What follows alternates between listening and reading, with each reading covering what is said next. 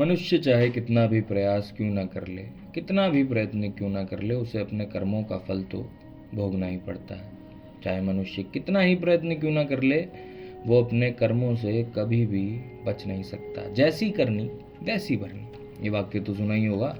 अर्थात जैसा आप कर्म करोगे वैसे ही आपको फल की भी प्राप्ति होगी। लेकिन मेरा एक प्रश्न है कि क्या आप इस बात पर यकीन करते हैं कि जैसा आप कर्म करेंगे वैसे ही आपको फल भी मिलेगा?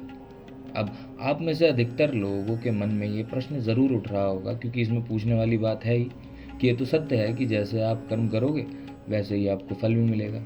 लेकिन एक बार के लिए अगर आप आंख बंद करके अपने आप से ये प्रश्न कीजिएगा तो देखिएगा कि आपको इस प्रश्न का उत्तर स्पष्टता से नहीं मिल पाएगा। कहीं ना कहीं आपको अपने मन में एक संशय ज़रूर होगा कि क्या ये बात सच है या झूठ। तो दोस्तों, आज की इस कहानी में हम ये समझेंगे कि कर्मों का खेल आखिर अच्छे कर्मों का फल अच्छा और बुरे कर्मों का फल बुरा कैसे होता है। बहुत समय पहले की बात है, किसी गांव में एक बहुत ही ज्ञानी पंडित रहता था। एक दिन वो अपने बचपन के दोस्त से मिलने के लिए दूसरे गांव में जा रहा था। उसका वो दोस्त बचपन से ही गूंगा और एक पैर से अपाहिज था। उस पंडित के गांव से उसके दोस्त का घर काफ़ी दूर था। वहाँ जाने के लिए बीच बीच में कई छोटे छोटे गांव पड़ते थे। पंडित रास्ते में अपनी धुन में चला जा रहा था। चलते चलते उसकी मुलाकात एक व्यक्ति से होती है रास्ते में। उस एक आदमी को देखकर लगता है कि मानो वो किसी का इंतज़ार कर रहा था और वो भी पंडित के साथ चलने लगता है। उस आदमी को देखकर पंडित बहुत खुश हो जाता है। उसने सोचा चलो अच्छा हुआ, साथ साथ चलने से उसका सफ़र आसानी से कट जाएगा। और बात की शुरुआत करने के लिए उस पंडित ने उस व्यक्ति से उसका नाम पूछा तो उसने अपना नाम धर्मराज बताया। पंडित को ये नाम सुनकर कुछ अजीब सा लगता है, लेकिन उसने नाम के विषय में कुछ और ना पूछना ही उचित समझा। दोनों धीरे धीरे साथ में चल रहे थे। तभी रास्ते में एक गांव आता है। गांव का प्रवेश द्वार आते ही धर्मराज ने पंडित से कहा कि तुम चलो, मुझे इस गांव में एक काम है, मैं तुमसे आगे मिलता हूँ। पंडित ने कहा ठीक है। वो आगे रास्ते में चल देता है। कुछ देर बाद उस गांव में खबर फैली कि एक व्यक्ति को सांड ने अपने सींग में फांस कर मार दिया। जैसे ही सांड ने उस व्यक्ति को मारा, ठीक कुछ ही देर बाद धर्मराज पंडित के पास आ गया और फिर दोनों ने चलना शुरू कर दिया। चलते दूसरे गांव के द्वार पर पहुंच जाते हैं वो दोनों। उस गांव के बाहर एक बड़ा और विशाल मंदिर बना हुआ था। वहाँ पर आराम करने की सुविधा काफ़ी बढ़िया लग रही थी। पंडित के दोस्त का घर अभी वहाँ से बहुत दूर था और रात भी होने वाली थी। तो पंडित ने धर्मराज से कहा कि रात होने वाली है, पूरे दिन चलते चलते थक भी चुके हैं और भूख भी लग रही है, तो यहाँ पर भोजन करके यहीं पर विश्राम कर लेते हैं, फिर सुबह समय आराम से आगे की यात्रा की जाएगी। धर्मराज ने कहा ठीक है, मुझे इस गांव में किसी को कुछ ज़रूरी सामान देने जाना है, तुम भोजन करके आराम करो, मैं बाद में आकर भोजन कर लूँगा। इतना कहकर धर्मराज वहाँ से चला जाता है। लेकिन उसके जाने के कुछ समय बाद ही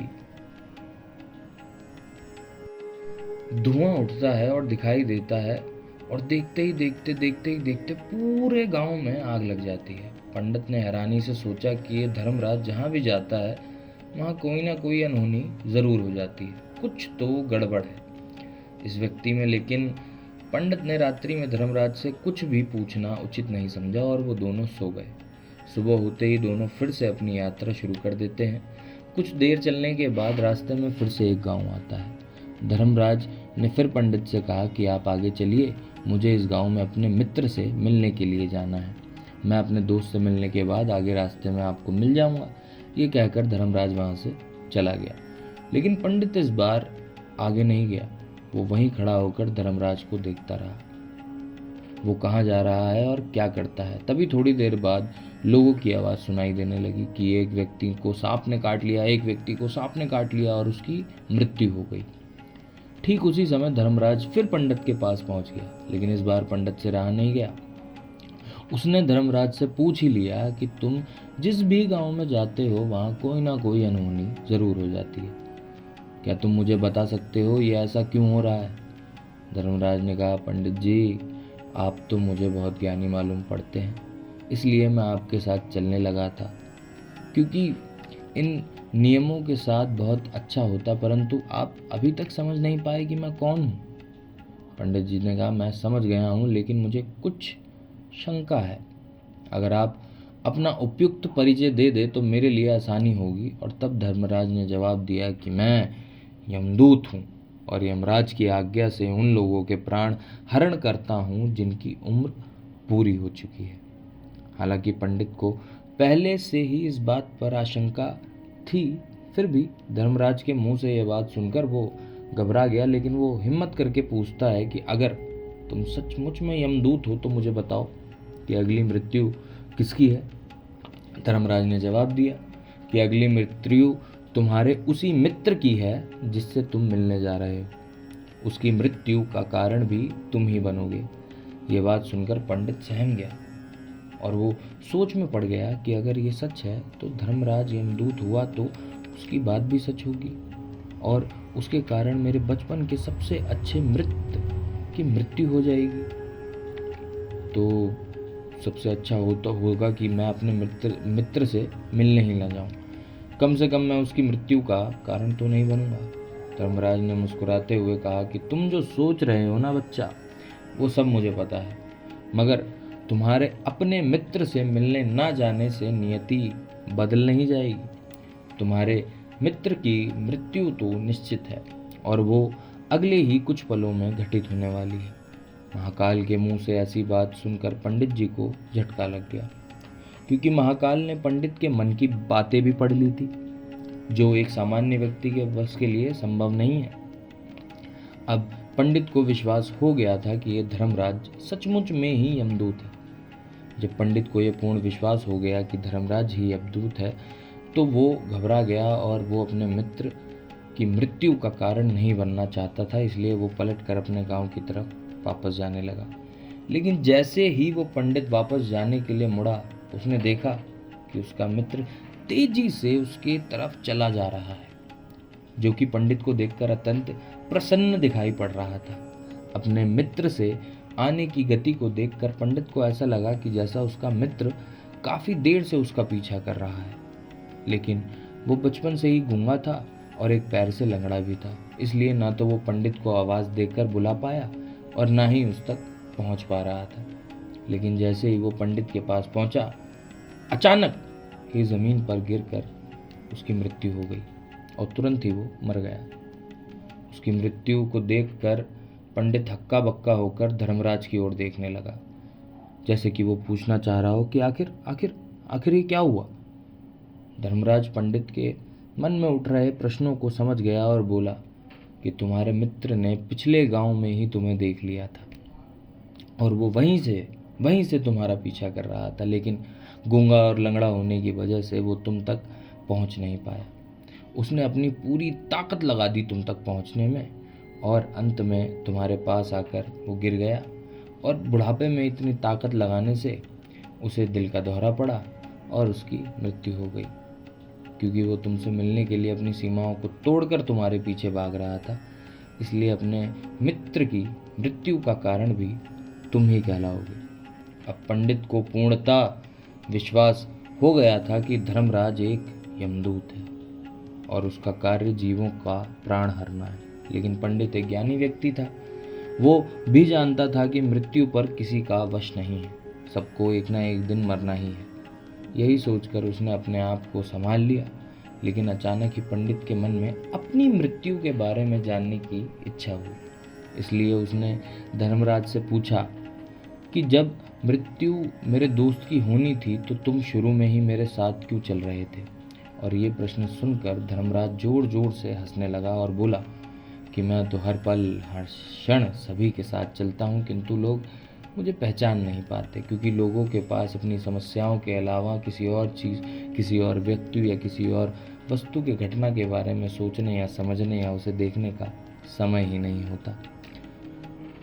पंडित ने कहा, तो तुम ये बात बता सकते हो कि मेरी मृत्यु कब, कहाँ और कैसे होगी। महाकाल ने कहा, हालांकि किसी भी सामान्य जीव के लिए अपनी मृत्यु के बारे में जानना ठीक नहीं है, क्योंकि कोई भी जीव हो या जानवर हो, वो अपनी मृत्यु के बारे में जानकर बहुत दुखी हो जाता है। हालांकि तुम ज्ञानी आदमी, ज्ञानी व्यक्ति मालूम पड़ते हो।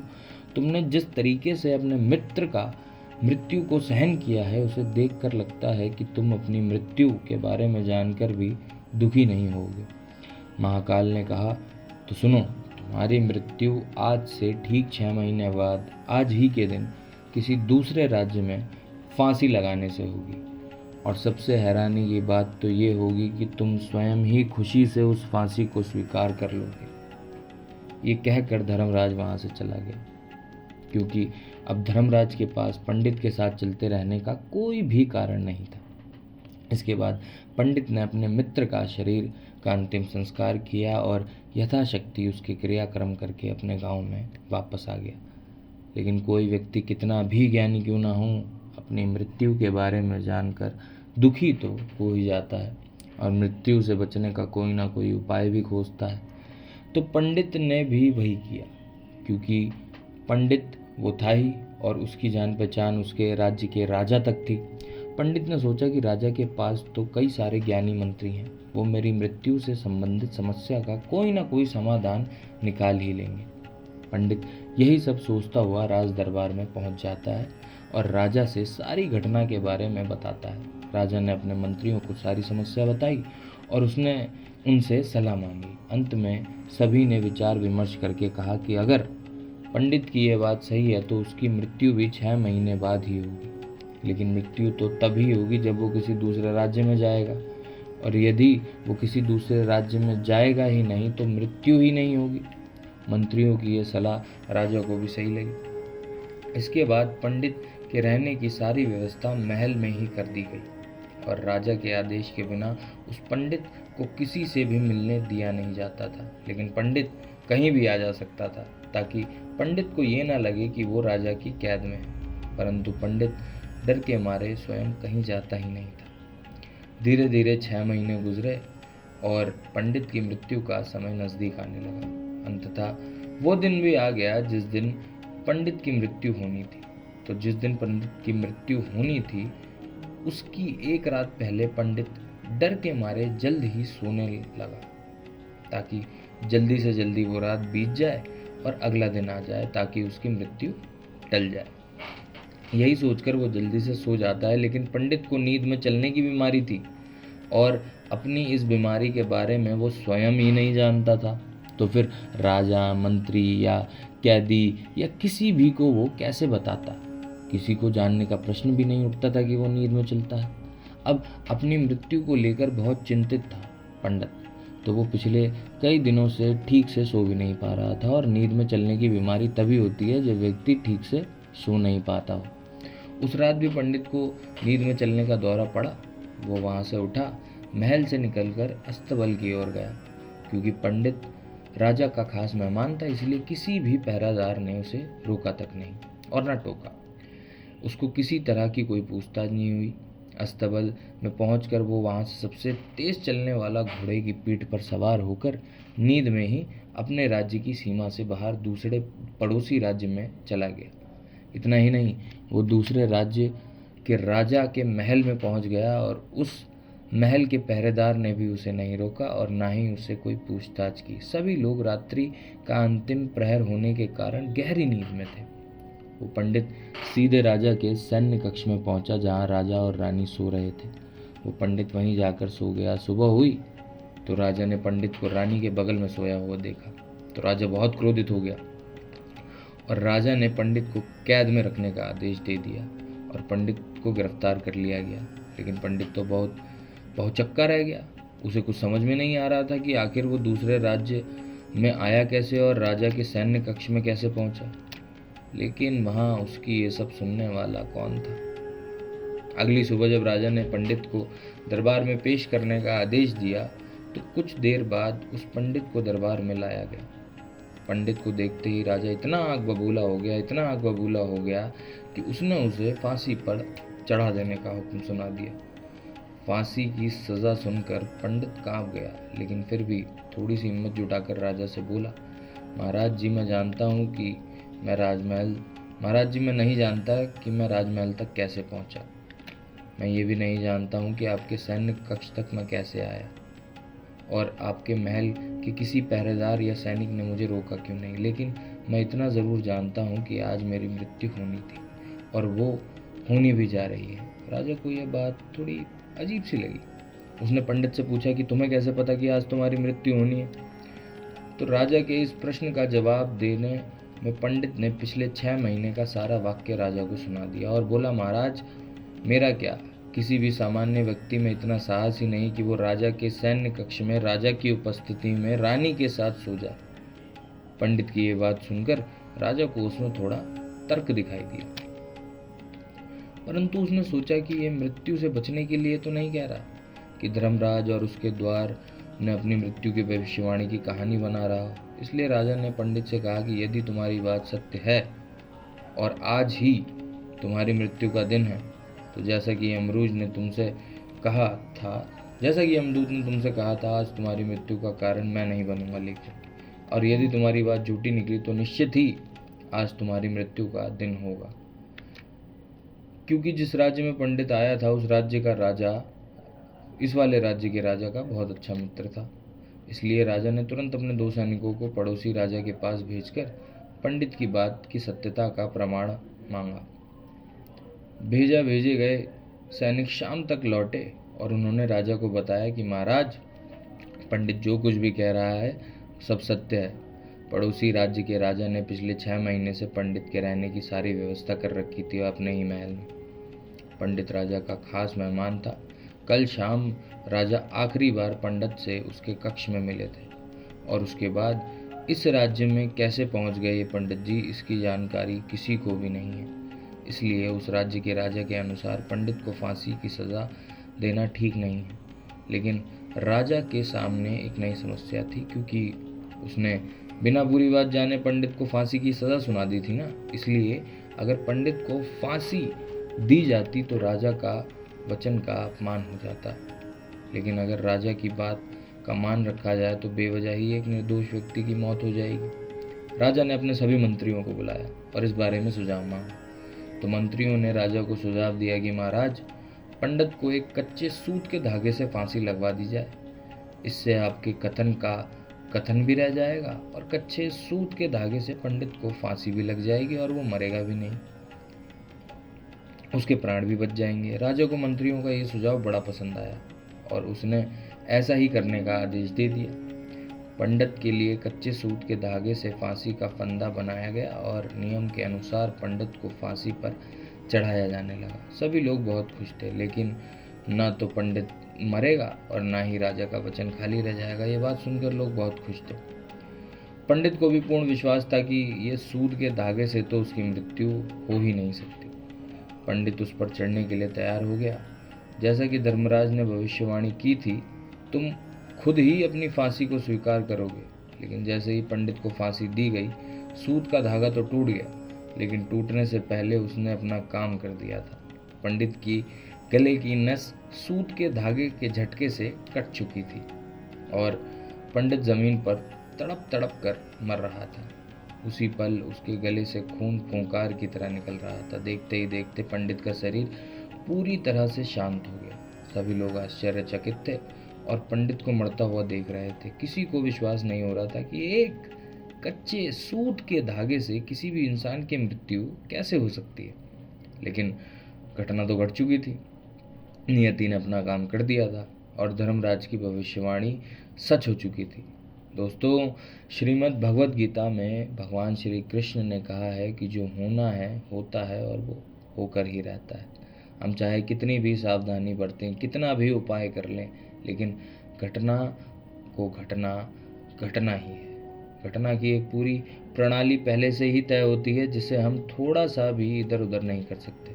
दोस्तों, शायद इसलिए ईश्वर ने हमें भविष्य जानने की क्षमता नहीं दी, ताकि हम अपने जीवन को ज़्यादा बेहतर तरीके से जी सकें। और यही बात उस पंडित पर भी लागू होती है कि अगर पंडित को महाकाल से अपनी मृत्यु के बारे में नहीं पता लगा होता तो वो 6 महीने तक राजा के महल में एक कैदी की तरह डर डर कर नहीं जीता, बाकायदा एक बेहतरीन जीवन जीता।